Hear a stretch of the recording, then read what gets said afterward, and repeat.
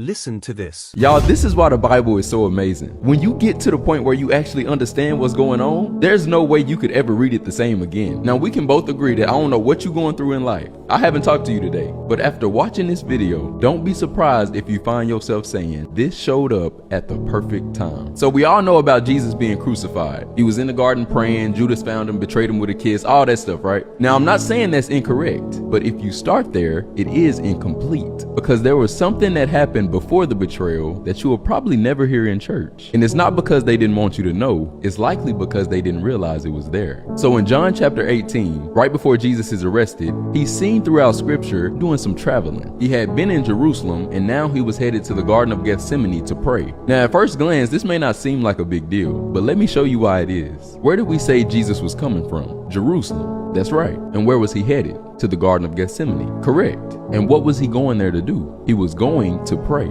Okay, now don't miss this, because these two places seem pointless until you realize they both serve a greater purpose. But in order for you to understand what that purpose is, you have to first understand what these words mean. So the first word is Jerusalem, and it means the city of peace, okay? Now remember that. And the next word, Gethsemane, means oil press. Now I know what some of y'all are thinking. So he was leaving the city of peace to go to an oil press? Well, kinda, but there's something that happens in between. In order for you to get from Jerusalem to the Garden of Gethsemane, you had to go through the Kidron Valley. Now see, that may not be seen as a striking statement until you discover what it means. The Kidron Valley was also known as the Valley of Decisions. It was the place you found yourself in when you kept going back and forth. Now I'm about to say something and only 3 of y'all gonna catch it, but it's where you are when you in between peace and pressure. Now watch this, because I'm in the book. It's where you find yourself when you realize, if I'm gonna do what God has actually called me to do, this version of me is gonna have to die.